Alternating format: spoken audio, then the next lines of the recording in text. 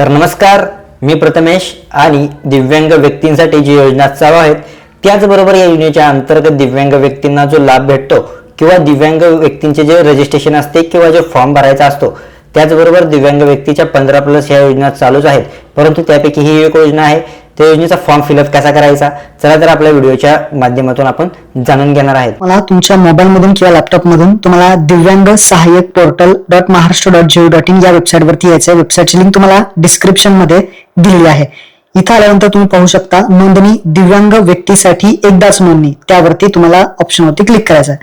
त्यानंतर तुमच्याकडे UDID card आहे का विचारलंय, तर होय माझ्याकडे UDID कार्ड आहे या ऑप्शनवरती तुम्हाला क्लिक करायचं आहे. क्लिक केल्यानंतर तुम्हाला UDID क्रमांक इथे या बॉक्समध्ये टाकायचा आहे, जो MH ने सुरू होतो. MH ने काय असेल तो पूर्ण UDID नंबर इथे टाकायचा आहे. त्यानंतर तुमची जी काही जन्मतारीख आहे ती जन्मतारीख इथे सिलेक्ट करून OTP पाठवायचा आहे. OTP जो रजिस्टर मोबाईल नंबर आहे तुमचा त्यावरती येईल आणि तो OTP इथे टाकून तुम्हाला OTP तपासावरती क्लिक करायचं आहे. सत्यापित करा या हिरव्या रंगाच्या ऑप्शनवरती क्लिक केल्यानंतर तुमचं इथे माहिती ऑटोमॅटिकली इथे येणार आहे. पहिल्यांदा आहे वैयक्तिक माहिती, ज्यामध्ये या पहिल्या बॉक्सवरती क्लिक करायचं आहे आणि आपला आधार नंबर खाली बॉक्समध्ये टाकायचा आहे. आपल्याकडे आधार नंबर आहे तर या बॉक्सवरती टिक करायचा आणि या बॉक्समध्ये आधार नंबर टाकून घ्यायचा आहे. आधार नंबर टाकल्यानंतर खाली तुमचं नाव, मधलं नाव, आडनाव हे सगळी माहिती ऑटोमॅटिकली इथे येईल. लिंग, जन्मतारीख, वय, मोबाईल नंबर.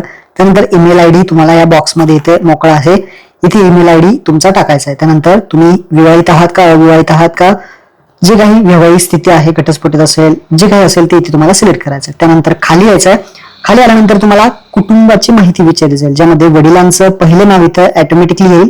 त्यानंतर वडिलांचं मधलं नाव इथे टाकायचं, वडिलांचं आडनाव इथे टाकायचं आहे. त्यानंतर वडील दिव्यांग आहेत का विचारलं जाईल. जर वडील तुमचे दिव्यांग असतील तर तुम्ही होय करू शकता आणि नसतील तर नाही करू शकता. जर तुम्ही होय केलं तर वडिलांचा जो काही UDID नंबर आहे, अपंगाचा सर्टिफिकेट नंबर आहे, तो टाकावा लागेल. तर आपण इथे होय नाही जे आहे तुमच्यानुसार तुम्ही करू शकता. त्यानंतर आईचं पहिलं नाव, त्यानंतर आईचं तुमच्या मधलं नाव आणि आईचं आडनाव अशा पद्धतीने तुम्हाला इथे विचारलं जाईल. तर ती माहिती तुम्हाला इथे टाकून घ्यायची आहे. त्यानंतर काही माहिती इथे ऑटोमॅटिकली येईल, काही माहिती तुम्हाला टाकायची आहे. जे स्टार मार्क केलेले आहे, जिथे जिथे स्टार दिसतोय ती माहिती कंपल्सरी द्यायची आहे. आता जर आई अपंग असेल तर होय करून UDID नंबर टाका, नसेल तर नाही करा. त्यानंतर स्पॉज डिटेल, ज्यामध्ये इथे ही मॅन्डेटरी नाहीये, परंतु जर तुमचं लग्न झालं असेल तर स्पॉज डिटेल्स म्हणजे पती किंवा पत्नीचे जे काही नाव असेल ते पूर्ण टाकून जन्मतारीख आणि जे काही दिव्यांग आहे का नाही हे निवडायचं आहे. इथे जे स्टार मार्क केलेले आहे तेवढंच फक्त मॅन्डेटरी आहे. हे असेल तर टाका, नाही तर पुढे या. पुढे स्थिती माहिती, यामध्ये ऑटोमॅटिकली ही सगळी माहिती येईल. फक्त अधिवास प्रमाणपत्र आहे का, तर होय, महाराष्ट्रामध्ये राहता तर होय. त्यानंतर पॅन कार्ड नंबर असेल तर इथे पॅन कार्ड नंबर टाका. त्यानंतर दिव्यांग स्थिती इथे ऑटोमॅटिकली येईल. UDID क्रमांक ऑटोमॅटिकली दाखवला जाईल. कशामध्ये अपंग आहे ते ऑटोमॅटिकली इथे दाखवलं जाईल आणि किती टक्के अपंग आहे ते ऑटोमॅटिकली तुमच्या अपंग प्रमाणपत्रानुसार घेतलं जाईल. त्यानंतर खाली सध्याचा पत्ता, आता तुम्ही जिथे राहताय ते घर क्रमांक, इमारत, बिल्डिंग, रस्ता किंवा काय असेल त्या आधार कार्ड नुसार तुम्ही सगळी माहिती इथे टाकू शकता. त्यानंतर तालुका, तुमचा जो काही तालुका असेल तो इथे सिलेक्ट करा. तुमचा जो काही गाव आहे ते गाव इथे सिलेक्ट करा आणि स्थानिक संस्था असेल तुमच्या गावाचं नाव इथे तुम्हाला सिलेक्ट करायचं आहे. त्यानंतर स्थायी पत्ता, जिथे तुम्ही राहताय तोच पत्ता वरती जो टाकलाय तोच बरोबर आहे का, बरोबर असेल तर होय करा.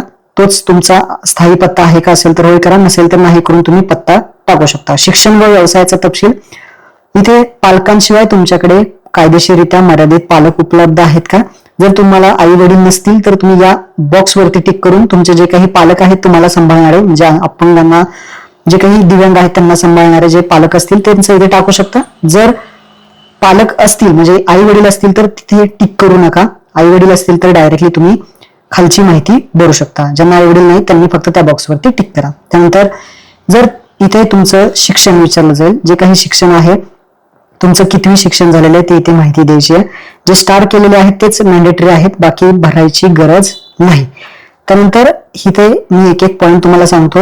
जर कुठला तुम्हाला काम करत असाल तुम्ही आणि ते काम इथे व्यवसायाचा प्रकार तुम्हाला विचारला जाईल तर ते तो काम इथे तुम्ही सिलेक्ट करू शकता. मुख्य व्यवसाय वगैरे टाकू शकता. माहित नसेल तर सोडून द्या.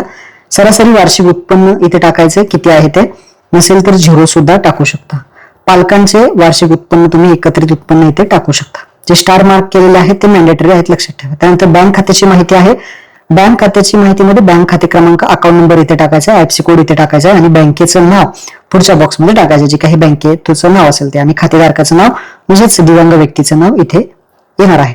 ही बँकेची माहिती आहे. त्यानंतर इतर माहिती विचारली जाईल, ज्यामध्ये दारिद्र्य रेषेखाली आहात का, वार्षिक दुर्बल घटक आहात का, अशा पद्धतीची जी काही इतर माहिती आहे ती विचारली जाईल.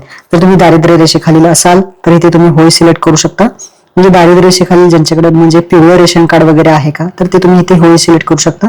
नसेल तर नाही करा. त्यानंतर आर्थिक दुर्बल घटक आहात का, दुर्बल घटकामध्ये येत असाल तर होय करा, नसेल तर नाही करा. त्यानंतर जर दिव्यांग व्यक्ती जो आहे त्याचे देखभाल करणाऱ्याचा तपशील, जर आई वडील नसतील आणि जर कोण दुसरं देखभाल करत असेल तर त्यांचं नाव, आडनाव वगैरे टाकून मोबाईल नंबर आणि नातं काय आहे ते इथे सिलेक्ट करू शकता. जे कोणी देखभाल करत असेल त्यांची माहिती तुम्हाला इथे द्यायची आहे, जे अपंग व्यक्तींना देणार नसेल तर सोडून देऊ शकता. आणि जर एनजीओ संस्था वगैरे असेल त्याच्यामध्ये जर दिव्यांग व्यक्ती राहत असेल तर या बॉक्समध्ये क्लिक करून संस्थेची माहिती, संस्थेचं नाव असेल, नोंदणी क्रमांक असेल, जी काही माहिती आहे, पदनाम असेल ते इथे टाकू शकता. संस्थेत राहत असेल तर, नाहीतर तो बॉक्स टिक करू नका. त्यानंतर काळजी वाहकाचा पत्ता, जो कोणी व्यक्ती तुमची म्हणजे अपंग व्यक्तीची काळजी घेत असेल तर त्यांचा पत्ता इथे येणार आहे. जर काही माहित नसेल ते सोडून द्या. जे स्टार मार्क केलेले आहेत तेच ऑप्शन लिहा, नाहीतर हे ऑप्शन सोडून द्या. त्यानंतर एवढी माहिती भरायची आणि इथे टिक करायची आणि सबमिट करा. हा जो बटन दिसतोय, बॉक्स दिसतोय, त्यावरती क्लिक करा. जे स्टार मार्क आहे तेवढी माहिती भरा आणि टिक करून ते सबमिट करा. सबमिट केल्यानंतर इथे पाहू शकता की आपण सबमिट करणार आहात का, ओके. आपल्याला बदल करता येणार नाही, ओके. तर इथे पहा, कॉंग्रॅच्युलेशन, रजिस्ट्रेशन सक्सेसफुली, आपली नोंदणी इथे सक्सेसफुली झालेली आहे. त्यानंतर आता लॉग इन करण्यासाठी आपला इथे मोबाईल नंबर टाका आणि ओटीपी पाठवावरती क्लिक करा. ओटीपी जाईल आणि जो ओटीपी येईल तो ओटीपी टाकून इथे साइन इन करा. तुमचं काम आता इथे झालेलं आहे, तुमचं रजिस्ट्रेशन झालेलं आहे, सगळी माहिती तुमची इथे दिसेल. आता तुम्ही भरपूर योजनांसाठी इथे फॉर्म भरू शकता. आता डाव्या साईडला जर आला तर पहा, डाव्या साईडला पात्र योजनावरती क्लिक केल्यानंतर तुम्हाला कोणकोणत्या योजना आहेत या सर्व योजना इथे दाखवल्या जातील. दिव्यांगासाठी पेन्शन योजना असेल, VSS सहाय्य योजना असेल, शिष्यवृत्ती योजना असेल, गुणवत्ता पुरस्कार योजना असेल, प्रधानमंत्री आवास योजना असेल, दिव्यांगांना शिष्यवृत्ती असेल, शबरी आदिवासी घरकुल योजना, सगळ्या योजना तुम्हाला दिसतील आणि इथूनच तुम्ही अर्ज करू शकता. यासाठी अपंगांना एकदाच इथे नोंदणी करायची आहे. यासाठी योजनेसाठी काही आपण व्हिडिओ पाहणार आहे आणि त्यासाठी अर्ज कसा करायचा या सगळ्या योजनांचे व्हिडिओ आपण घेऊन येणार आहे. त्यासाठी अगोदर ही नोंदणी करणं गरजेचं आहे. तर सर्व अपंग व्यक्तींनी, दिव्यांग व्यक्तींनी ही नोंदणी करून घ्या, म्हणजे येणाऱ्या व्हिडिओ तुम्हाला बेटर राहतील. तर महत्वपूर्ण हा व्हिडिओ सर्व दिव्यांग व्यक्तींना शेअर करा.